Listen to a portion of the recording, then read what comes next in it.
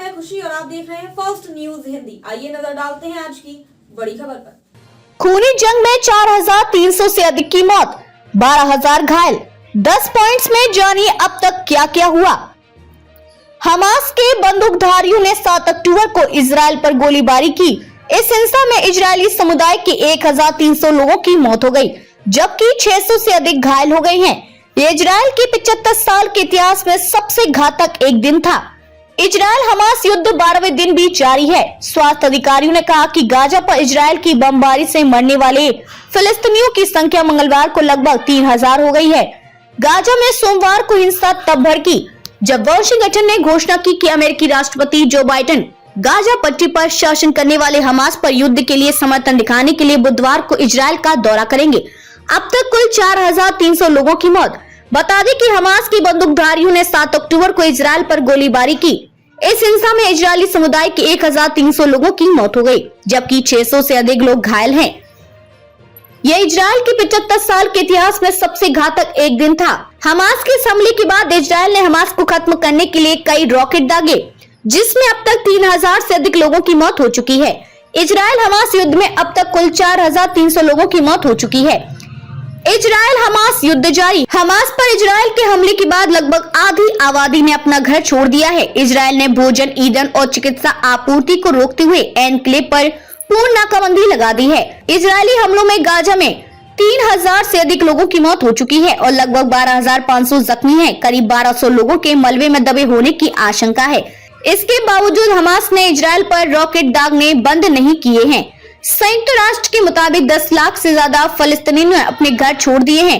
Gaza अस्पताल हमला। Israel ने हमास और हिजबुल्लाह के ठिकानों पर हमले तेज करते हुए मंगलवार शाम गाजा के एक अस्पताल पर इजरायली हवाई हमला किया, जिसमें 500 से अधिक लोगों के मारे जाने की खबर है।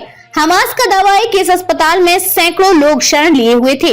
हमास के दावे पर इजराइल ने कहा कि वह इस खबर की जांच कर रहा है। इजरायली सेना ने कतर में रह रहे हमास सरगना इस्माइल हानियों के घरों पर भी निशाना बनाया, जिसमें 14 लोग मारे गए, जिनमें हानिया के भाई और भतीजा शामिल है। इसके अलावा इजरायली सेना ने लेबनान में हिजबुल्लाह के ठिकानों पर भी ताबड़तोड़ हवाई हमले किए और उसके कई ठिकानों को नष्ट कर दिया।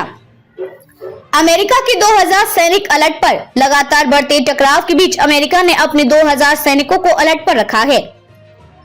अभी इनकी तैनाती पर पेंटागन ने कोई फैसला नहीं किया है। अमेरिकी राष्ट्रपति जो बाइडेन ने मंगलवार को कहा कि वह गाजा में हुए विस्फोट से क्रोधित है।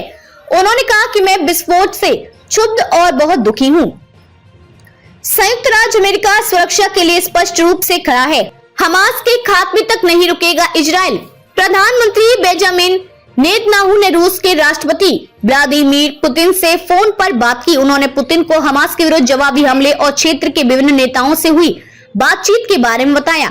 इस दौरान नेतन्याहू ने स्पष्ट किया कि इजराइल पर हमला किया गया है और वह हमास की सैन्य एवं शासन क्षमताओं को समाप्त करने तक नहीं रुकेगा। हमास अस्पताल हमले की निंदा। संयुक्त राष्ट्र मानवाधिकार प्रमुख ने मंगलवार को गाजा पट्टी के एक अस्पताल पर हुए हमले की कड़ी निंदा की और कहा कि यह पूरी तरह से अस्वीकार है। अपराधियों को जवाबदेह ठहराया जाना चाहिए। बोलकर तुर्क ने कहा कि गाजा शहर के अल अहली अरब अस्पताल में एक बड़े हमले में सैकड़ों लोग मारे गए। यह हमला काफी भयानक था। इस हमले में मरीज, स्वास्थ्य कर्मी और परिवार के मासूम लोगों की मौत हो गई, जो अस्पताल में और उसके आसपास शरण लिए हुए थे। इजरायली सेना ने दी जानकारी। जमीनी हमले की तैयारी के लिए इजरायली सेना ने गाजा के बाहरी इलाके में बख्तरबंद गाड़ियां जमा कर ली हैं। इजराइल का कहना है कि 7 अक्टूबर के हमलों के प्रतिशोध में हमास पर हमला कर रहा है। हमास द्वारा किए गए हमले में अब तक 1400 से अधिक इजरायली मारे गए और सैकड़ों का अपहरण कर लिया गया। गाजा अब किसी के लिए खतरा नहीं। इजराइल के विदेश मंत्री एली कोहेन ने इजराइल के आत्मरक्षा के संकल्प को दोहराया है। उन्होंने कहा कि गाजा अब इजराइल या किसी और के लिए खतरा नहीं रहेगा। इजराइल का लक्ष्य है कि हमास के पास गाजा या किसी और स्थान पर कोई ताकत न रहे।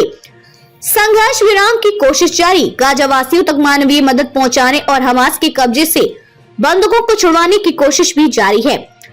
मध्यस्थ सीमा खोलने के लिए संघर्ष विराम कराने के लिए सहमति बनाने की कोशिश कर रहे हैं। पिछले हफ्ते इजरायली हवाई हमलों के बाद इस सीमा को बंद कर दिया गया था। मिस्र के एक अधिकारी और अमेरिकी विदेश मंत्री एंटनी ने भी कहा कि अमेरिका और इजराइल एक ऐसी योजना विकसित करने पर सहमत हुए हैं जिससे दाता देश और बहुपक्षीय संगठन मानवीय सहायता गाजा पहुंचा सकेंगे।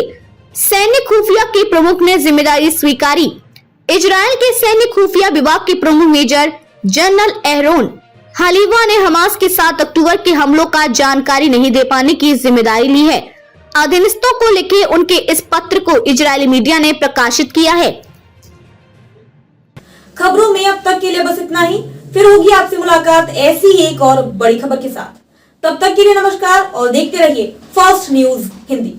अगर आपको हमारी वीडियो पसंद आई हो तो इसे लाइक व शेयर करें और ऐसी वीडियोस को देखने के लिए हमारे चैनल फर्स्ट न्यूज हिंदी को सब्सक्राइब कर बेल आइकन को दबाना ना भूलें।